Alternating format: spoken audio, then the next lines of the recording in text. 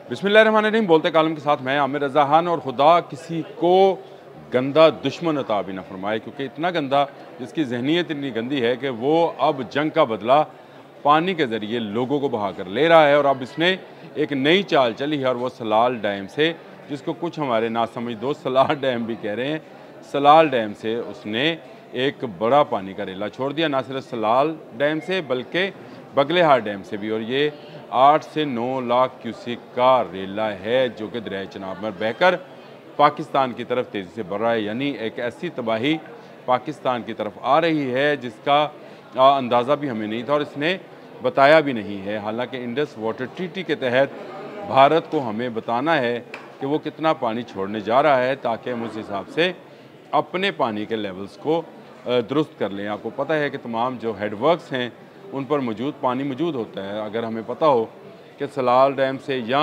बगलेहार dam से या किसी भी डैम से जो है इनका महासागर डैम है, फिर इनका रंजीत सागर डैम है रावी के ऊपर, प्रताप सागर डैम है सतलुज के ऊपर, वहाँ से कितना पानी छोड़ा जाएगा तो हमें अंदाज़ा होता है कि इसको इस वक्त तक कहाँ पे होना चाहिए। और इसीलिए दोनों तरफ वाटर कमीशन बने हुए हैं जो कि इंडस वाटर ट्रीटी के तहत एक दूसरे को इतलात फराहम करते रहते हैं। कल मैंने एक व्लॉग किया था जो कि वज़ीर आला सिंध की तैयारियों के हवाले से था, और उन्होंने बड़ी अच्छी बातें की थी। उनका कहना था कि उन्होंने तमाम हिसाब लगाया है कि गुड्डू बैराज तक आते आते ये रेला जो है ये 9 से 10 लाख क्यूसेक का हो जाएगा। और वहाँ से जब ये सखर तक चलेगा तो इसका सारे कच्चे का इलाका जो है वो डूब सकता है। और उन्होंने डेमोग्राफी का भी जिक्र किया। उन्होंने बहुत सारे बंदों का जिक्र किया, जिनमें शेख बंद भी शामिल था, जिन्होंने कहा कि ये शायद ना बच सके, क्योंकि सुपर फ्लड जो है 9 लाख क्यूसेक से ऊपर शुरू हो जाता है। और ये अगर नहीं बचता है तो इसका मतलब है कि हमें और जगहों पर भी अपने बंद को देखना होगा। और इसीलिए वो के बंद पर भी गए, वहाँ पर भी जाकर उन्होंने मुआयना किया। वाकई ख़तरनाक सूरत हाल है, क्योंकि अगले 2-3 रोज़ में ये पानी गुड्डू बराज तक पहुँचेगा, और गुड्डू बराज से ये अपने सफ़र का आगाज़ करेगा बहरा अरब तक जाने के लिए। लेकिन दुश्मन ने एक और गहरा वार किया है। एक ख़बर के मुताबिक तकरीबन 8 लाख क्यूसेक, और कुछ मीडिया पर्सनस तो इसको 9 लाख क्यूसेक बता रहे हैं, का पानी का रेला छोड़ दिया 2 डैम्स के, अपने डैम से जो कि उसने चनाब पर इलीगल बनाए हुए हैं। एक सलाल, जम्मू कश्मीर में सलाल नामी एक गाँव है जिसके पास ये डैम बनाया गया था। दूसरा बगलेहार, ये भी जम्मू कश्मीर में है, मकबूजा जम्मू कश्मीर में रामेन एक जगह है, वहाँ पर ये बगलेहार डैम बनाया गया था। Run of the river dams हैं, लेकिन इनमें पानी ज़ख़ीरा करने की गुंजाइश भी मौजूद होती है। अब इन डैम्स को, स्पिलवेज को पहले तो खोला ना गया, बंद रखा गया। इनके सलाबी गेट जो हैं वो भी नहीं खोले गए। जब खोले गए तब जब आपके पास दोनों डैम्स में 7-8 लाख क्यूसेक यानी 8 लाख क्यूसेक से ज़्यादा का पानी हो गया, और आपने ये किया कि बग़ैर इतला दिए ये डैम्स खोल दिए। इसका जिक्र जो है इरफान अली काठिया, जो कि पंजाब डिज़ास्टर मैनेजमेंट के चेयरमैन हैं, उन्होंने भी किया। और इस ख़तरे की घंटी जो है चेयरमैन NDMA इनाम हैदर मलिक, जो लेफ्टिनेंट जनरल इनाम हैदर मलिक हैं, उन्होंने बजाई। उन्होंने कल मुसद्दिक मलिक के साथ जो मीडिया कॉन्फ्रेंस की है वो किसी ख़तरे से कम नहीं है। मैंने आपको बताया कि सिंध के वज़ीर आला कह रहे थे कि 9 लाख क्यूसेक के ऊपर पानी जो है सुपर फ्लड हो जाता है, और इसमें उन्होंने बताया कि हमारी डेमोग्राफी के मुताबिक पानी वापस दरियाओं में जाता भी नहीं है और बहुत अरसा स्टे करता है। और इसकी एक बड़ी वजह वो चट्टानें हैं जो ज़ेरे ज़मीन के अंदर मौजूद हैं, जो दरिया के समंदर के पानी को रोके रखती हैं। ये फिर एक अलग मौजू है, इस पर बात करेंगे। लेकिन आप अंदाज़ा करेंगे, कल उन्होंने बताया था कि अभी तक हम गुड्डू बराज से 5 लाख क्यूसेक पानी गुजार चुके हैं, त्रीमू से 7-8 लाख क्यूसेक गुजरेगा। और त्रीमू में आपको पता है कि झेलम और चनाब मिलकर जो है त्रीमू में जाते हैं। अब चनाब में 8 लाख क्यूसेक, और झेलम से में जो 3 लाख क्यूसेक पानी उसने 2 दिन पहले छोड़ा था, तो ये पानी चलते चलते जब मिलेगा त्रीमू मकाम से, और यहाँ से ये सतलुज को साथ लेता हुआ पंजनद में जाएगा, तो ये 12 से 14 लाख क्यूसेक पानी बन जाएगा। मुझे बताएं, 9 लाख क्यूसेक पे हम कह रहे थे, लेकिन कल चेयरमैन NDMA ने कहा कि 12-13 लाख का फिगर रखें, कम अज़ कम जो है वो 11 लाख है।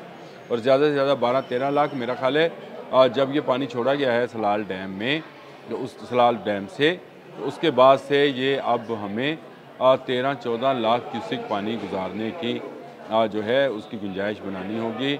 लोगों को एवैक्यूएट करना होगा, निकालना होगा, उनके जानवरों के चारे का हिसाब रखना होगा। इस वक्त ज़्यादा ज़िम्मेदारी जो है वो वफाकी हुकूमत की है कि वो पहली बात तो ये है कि आलमी सतह पर इस मसले को उठाए कि भारत पानी को बतौर हथियार इस्तेमाल कर रहा है। जंग मई में बुरी शिकस्त के बाद वो अब पानी छोड़ कर और मुख्तलिफ रेलों की सूरत में पानी को निकाल रहा है, जो कि गलत है। अगर वो सारा साल ये पानी निकालता रहे और ये पानी जो है फ्लड दरिया के अंदर आता है, दरिया के अंदर आता रहे पानी, तो ना डैम में इतना पानी होगा कि उसको एकदम से छोड़ा जाएगा, फिर उसकी गुंजाइश बाकी भी मौजूद होगी। ये ठीक है कि इस साल कैचमेंट एरिया में ज़्यादा बारिशें हुई हैं और इनाम हैदर मलिक साहब ने तो ये भी कह दिया कि अभी एक और स्पेल आ रहा है जो 5 सितंबर तक जो है बरसाएगा बादल उन कैचमेंट एरियाज़ में जहाँ पे रावी, सतलुज और चनाब वाक़ हैं, यानी तीनों मशरक़ी दरिया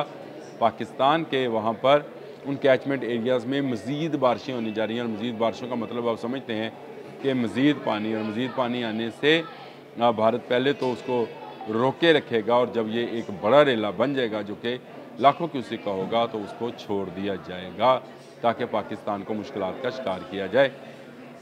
दुश्मन की गंदी चाल है, लेकिन अल्लाह ताला बड़ा बेनियाज़ है। अल्लाह ताला हमें इस दुख और इस परेशानी की घड़ी से इंशाअल्लाह ताला निकालेगा। हमारी ज़मीनें हमें वापस मिलेंगी, हमारे मवेशी दोबारा से जो है अपने खेतों से उगा चारा जो है उसको खाएंगे और हमारे लिए दूध मक्खन की पैदावार बनाएंगे। ये वक्त है, ये कठिन वक्त है, ना सिर्फ पाकिस्तान के लोगों के लिए बल्कि हुकूमतों के लिए भी। मस्ट अप्रिशिएट मैंने कल भी किया था, आज भी कर रहा हूँ सैयद मुराद अली शाह को, जिन्होंने बिफोर टाइम जो है दौरे शुरू कर दिए हैं, मुख्तलिफ बंद देखने शुरू कर दिए हैं। और मस्ट अप्रिशिएट टू मरियम नवाज़ जिन्होंने कल कसूर में सारा दिन बारिश के दौरान गुजारा और लोगों से मिली।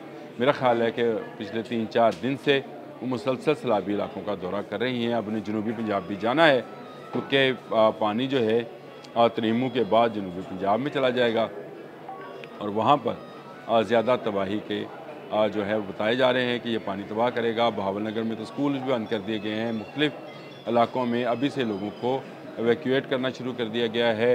मुल्तान में भी जो है सूरत हाल बड़ी ख़राब है और वहाँ पर भी मुल्तान के करीब जो बंद है बोसन, वहाँ पर लोगों को निकाला जा रहा है। दरिया जो है ज़बरदस्त कटाव कर रहा है, हज़ारों एकड़ ज़मीन अभी तक खा चुका है और मज़ीद ज़मीन खा रहा है। लेकिन भारत ने ये जो शरारत की है अपनी सलाल डैम को खोलने की और बगलेहार डैम के गेट्स को खोलने की, इस शरारत का खमियाजा इंशाअल्लाह ताला उसे भुगतना पड़ेगा। ये इंसानी जानों का मामला है और उन मासूम जानों का जिनको पता भी नहीं होता, वो अपने घरों में काम कर रहे होते हैं, सो रहे होते हैं, अपनी मामूलात ज़िंदगी अच्छे तरीके से बसर कर रहे होते हैं, उन पर एकदम से आप सैलाब की आफत अगर छोड़ देंगे तो क्या आप समझते हैं कि अल्लाह पाक आपको भी खुश रहने देंगे? जो किसी के लिए गड़क होता है खुद उसमें जा गिरता है।